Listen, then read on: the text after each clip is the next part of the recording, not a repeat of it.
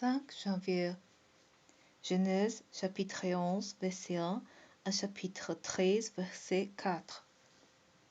À cette époque-là, tous les hommes parlant la même langue et tenant le même langage.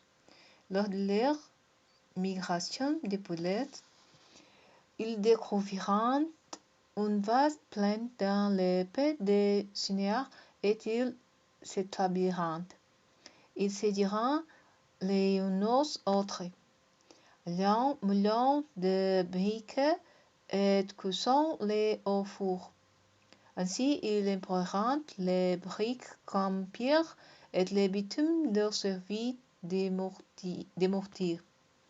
Puis ils dirent: allons, construisons-nous une ville et une tour dont le sommet atteindra le ciel. Alors notre nom deviendra célèbre et nous ne serons pas disséminés sur l'ensemble de la terre. L'Éternel descendit pour voir la ville et la tour que les hommes construisent. Il dit alors: ils forment un seul peuple parlant tous la même langue. Et voilà ce qu'ils ont entrepris de faire. Maintenant, quel que soit leur projet, rien ne s'empêchera de les réaliser. Allons, descendons et brûlons leur langage pour qu'ils ne se comprennent plus entre eux. Et l'Éternel les dissémine loin de là sur toute la terre. Ils cesseront donc la construction de la ville. C'est pourquoi on l'appela Babel, parce que là, l'Éternel avait confondu les langages des hommes de toute la terre, et c'est de là qu'il les a dispersés sur toute la terre. Voici la généalogie des Sem. 2 ans après le déluge, alors qu'il était âgé de 100 ans, il eut pour fils Arphaxad. Après cela, Sem vécut encore 500 ans et eut d'autres enfants.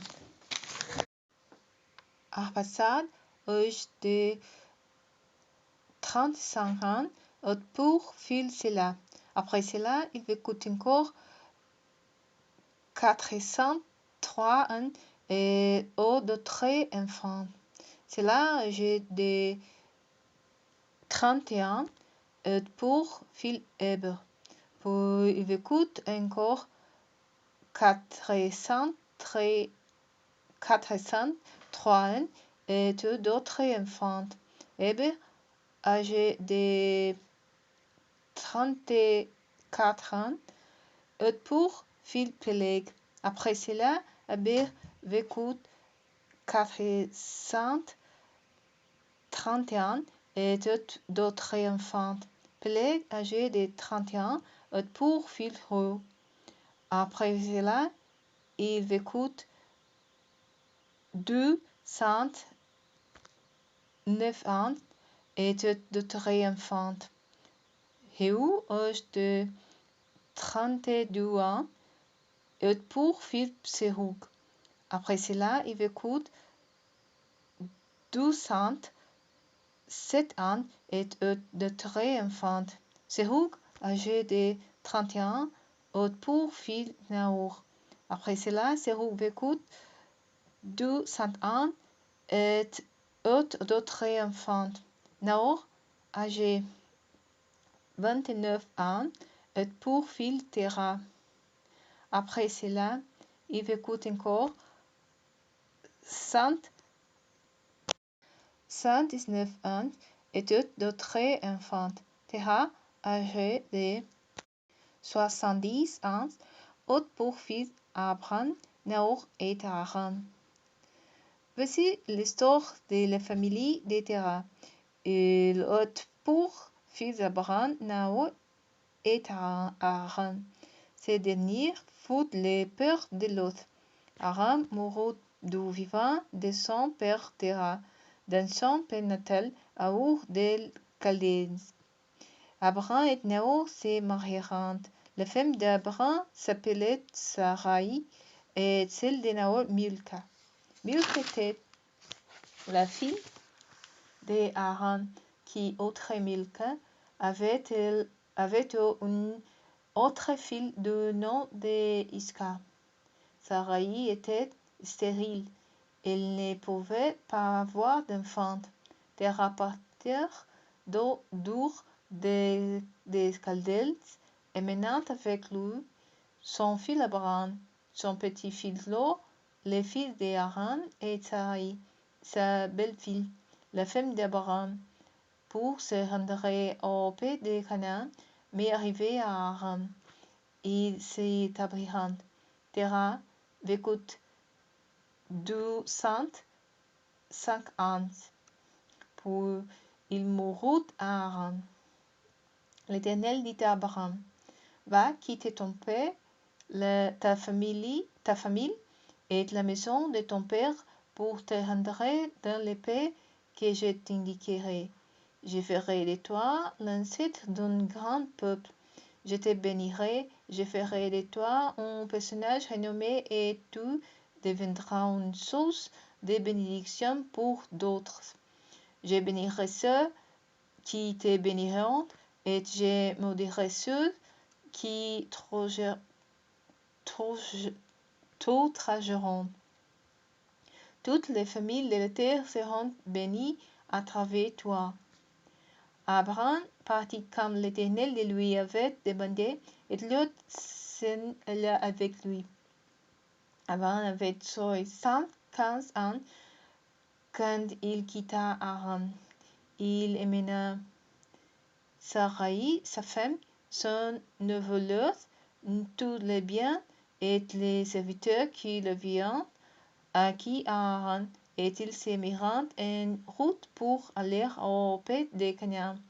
Quand ils furent arrivés, Abraham traversa le pays jusqu'à l'île appelée Sichem, jusqu'à où Jean demeurait. À cette époque-là, les Cananéens habitaient le pays. L'Éternel apparut à Abraham et lui dit, je donnerai ce pays à ta descendance. Abraham érigea là un autel à l'Éternel qui lui était apparu. Puis il leva le camp pour se rendre dans la région montagneuse à l'est de Bethel. Il établit son campement entre Bethel à l'ouest et Haï à l'est. Il y érigeait un autre autel à l'Éternel et lui adressa des prières. Ensuite, Abraham repartit vers le sud d'étape en étape. Il gagna le Negev. Une famine survint dans le pays. Alors Abraham se rendit en Égypte pour y séjourner quelque temps, car la famine sévissait dans le pays. Lorsqu'il approchait de l'Égypte, il dit à Sarai, sa femme, écoute, je sais que tu es très belle. Quand les Égyptiens te verront, ils se diront, c'est là sa femme. Ils me tueront et te laisseront en vie. Dis-leur donc que tu es ma sœur, pour qu'on me traite bien à cause de toi. Ainsi, grâce à toi, ma vie sera épargnée. En effet, quand Abraham arriva en Égypte, les Égyptiens remarquèrent la grande beauté de sa femme. Des gens de la cour du Pharaon la remarquèrent et la vanterent à leur maître, de sorte qu'elle fut élevée et emmenée au palais royal. À cause d'elle, le Pharaon traita Abraham avec bonté. Il lui offrit des moutons, des chèvres, des bovins, des ânes, des serviteurs, des servantes, des ânesses et des chameaux. Mais l'Éternel infligeait de grands maux au Pharaon et aux gens de sa maison à cause de Sarai, la femme d'Abraham. Alors le Pharaon convoqua Abraham et lui dit, qu'est-ce que tu m'as fait là? Pourquoi ne m'as-tu pas dit qu'elle était ta femme? Pourquoi l'as-tu présente comme ta sœur? À cause de cela, je ai fait ma femme. Maintenant voilà ta femme, reprends-la et va-t'en. Et le Pharaon chargea ses gens de les reconduire avec sa femme et avec tout ce qu'il possédait. Abraham quitta donc l'Égypte avec sa femme et tout ce qu'il possédait en direction du Negev. Lot était avec lui. Abraham était riche en troupeaux, en argent et en or. D'étape en étape, il retourna du Negev jusqu'à Bethel, au lieu où il avait auparavant établi son campement entre Bethel et Haï, c'est-à-dire à l'endroit où était l'autel qu'il avait précédemment érigé, et il y pria l'Éternel.